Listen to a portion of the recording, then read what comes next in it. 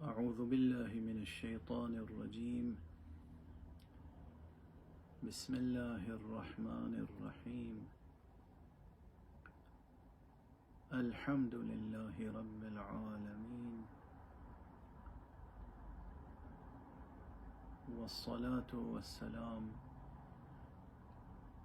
على سيد الأولين والآخرين، خاتم النبيين، إمام المرسلين، أبي القاسم المصطفى محمد، اللهم صل على محمد وآل وآل الطيبين محمد. الطاهرين. أما بعد،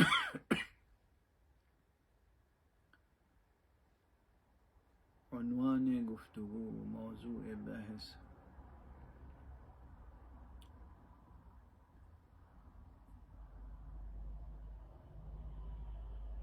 عرفان و احسان ہے۔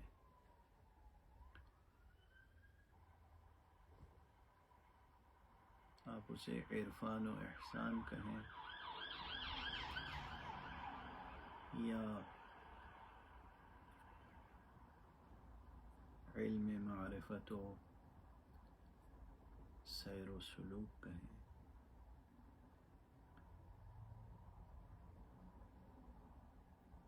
یا علم مناسک کہیں، قرآنی نام اگر انتخاب کرنا چاہیں تو گنجائش ہے۔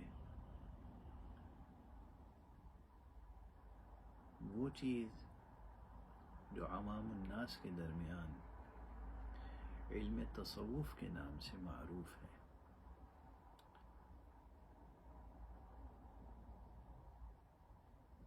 بزرگ علماء پہلے بھی نشاندہی کر چکے ہیں کہ دراصل وہ قرآنی اور اسلامی زبان میں احسان ہے، عرفان ہے۔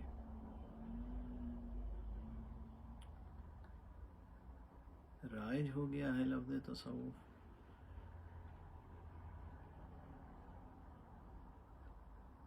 تو لوگ اسے اسلامی تصوف کے نام سے بھی تعبیر کرتے ہیں، لیکن اگر حقیقت میں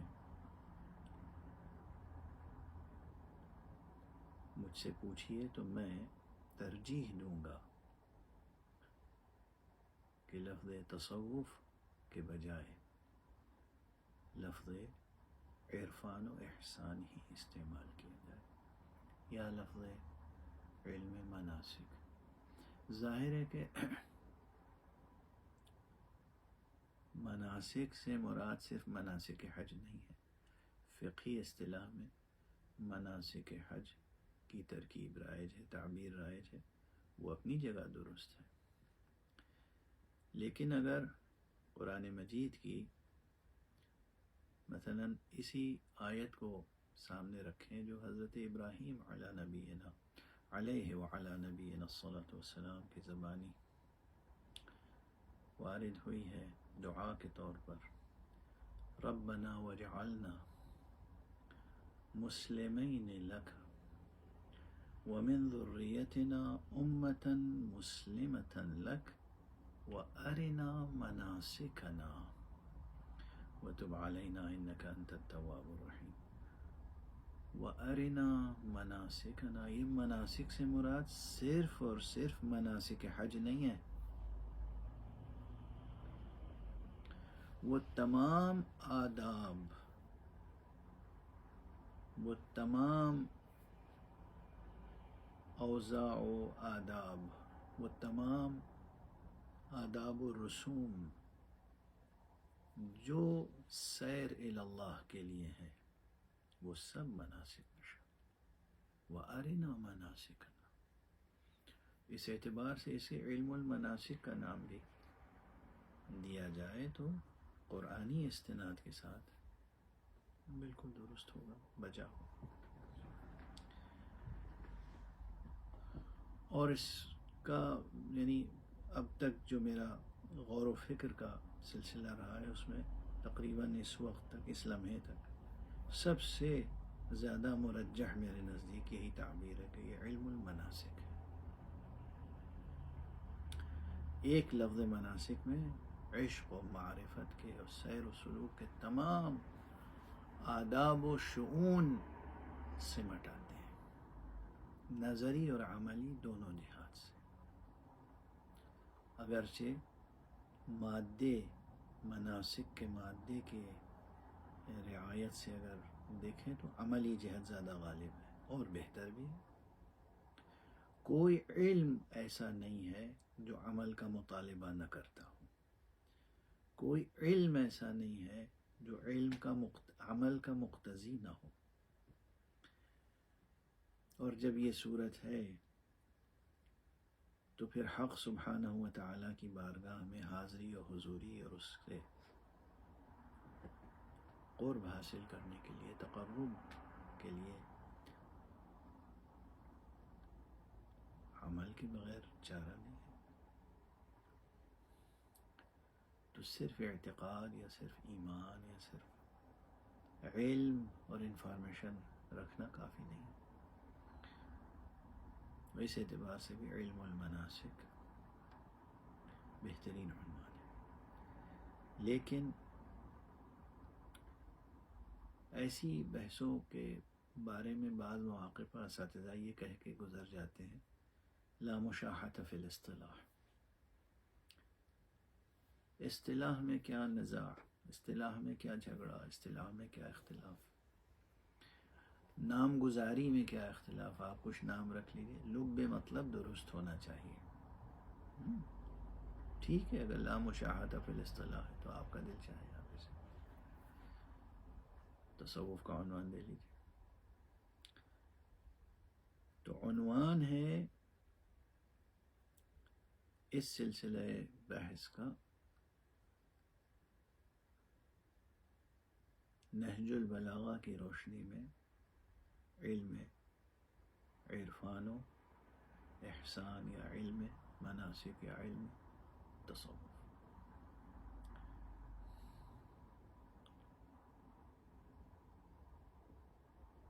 ہمارے عزیز القدر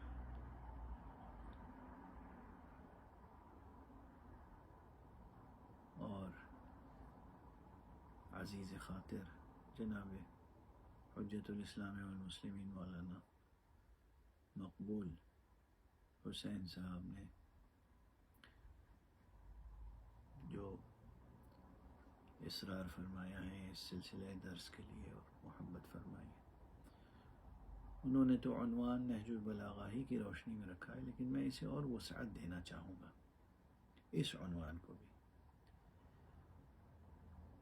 عنوان کے اس جز کو، بجائے صرف نہج البلاغہ تک محدود رکھنے کے عنوان یہ ہونا چاہیے کہ کلام امیر المؤمنین علی ابن ابی طالب علیہ السلام کی روشنی میں علم عرفان و احسان۔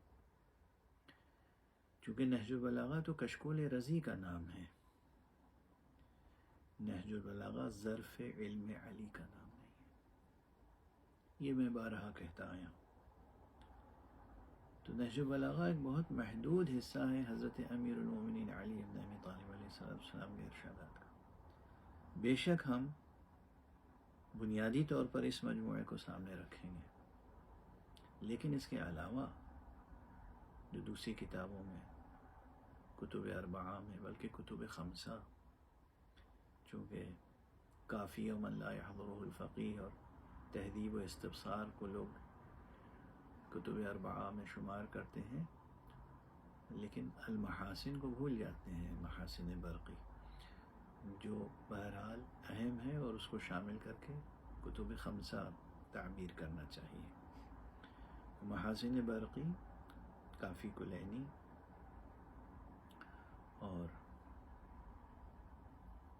من لا يحضر، تہذیب استبصار، اور اس کے علاوہ وافی، بحار اور دوسرے جو مجامع ہیں وہ مستدرکات ہیں،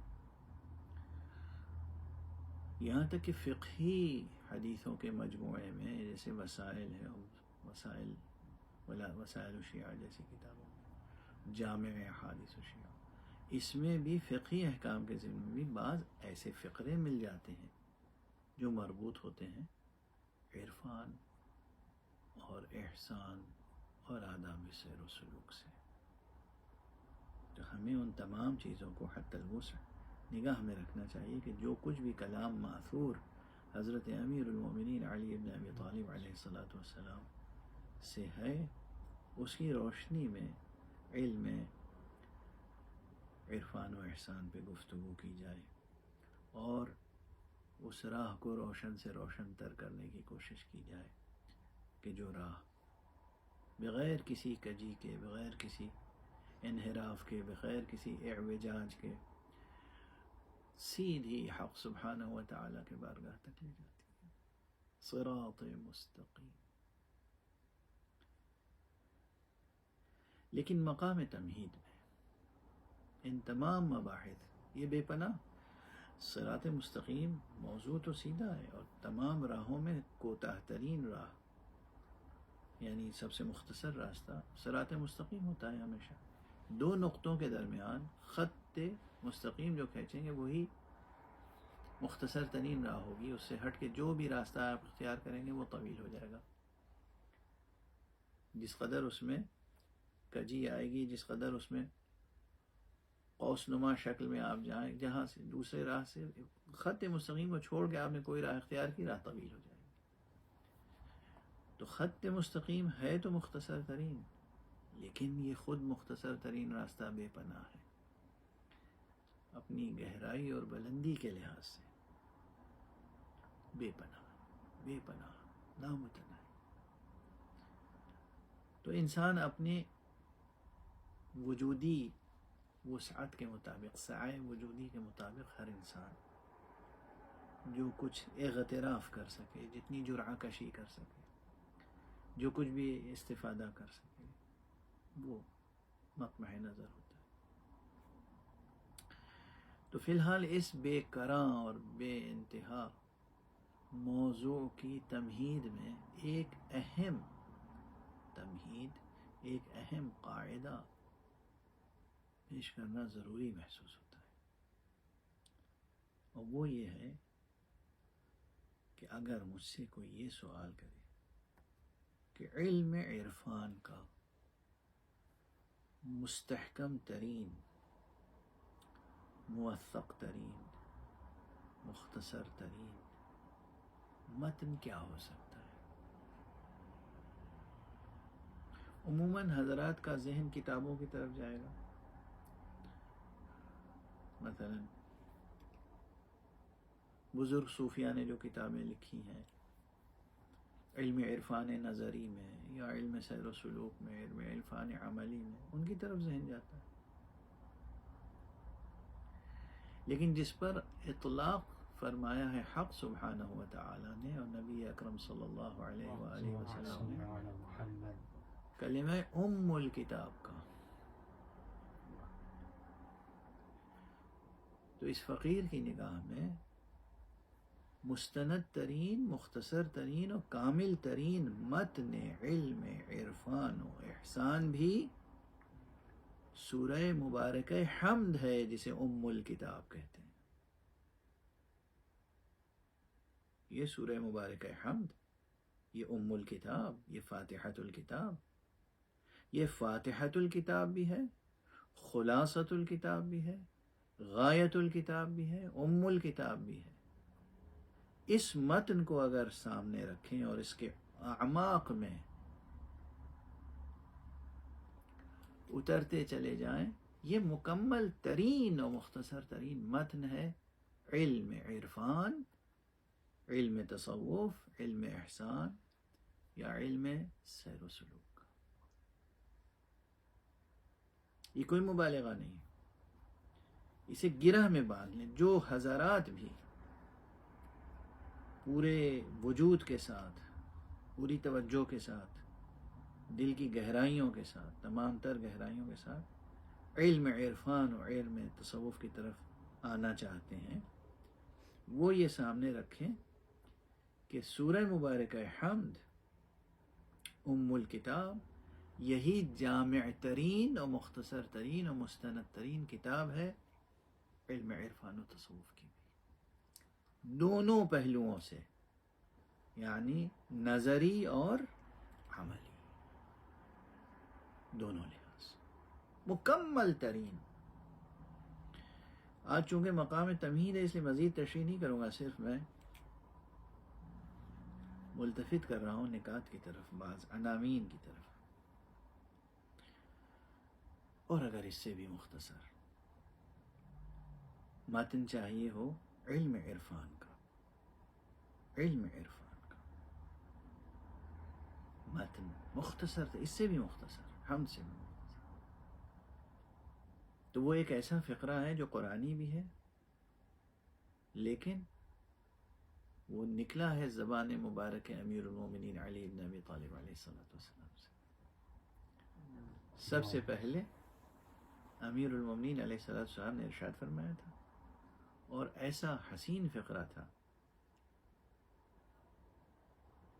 کہ مقام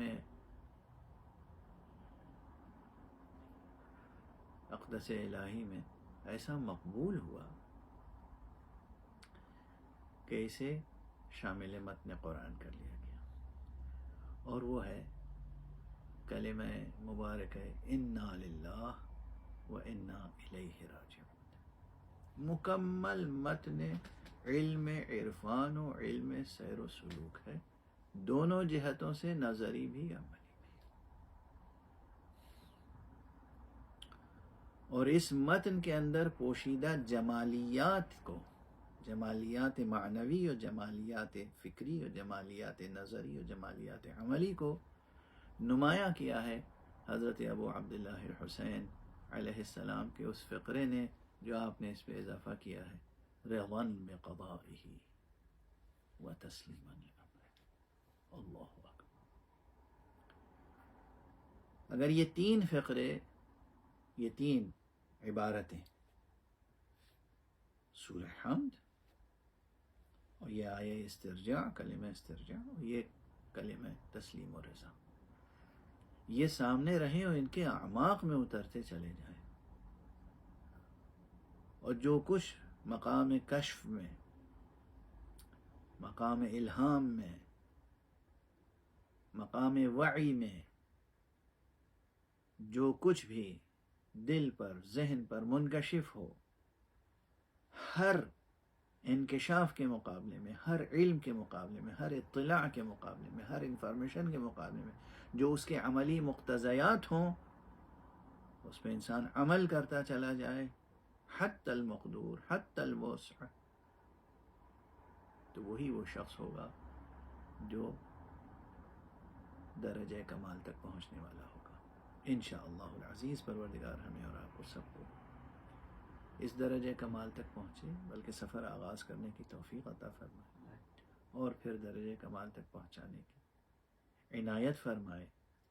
آج اسی تمہید پہ گفتگو کو تمام کرتا ہوں، انشاءاللہ یہ سلسلہ جاری رہے گا، یعنی کلام مولا الموحدین امیر المؤمنین علی بن ابی طالب علیہ الصلوۃ والسلام کی روشنی میں علم عرفان و احسان، علم سیر و سلوک یا علم تصوف.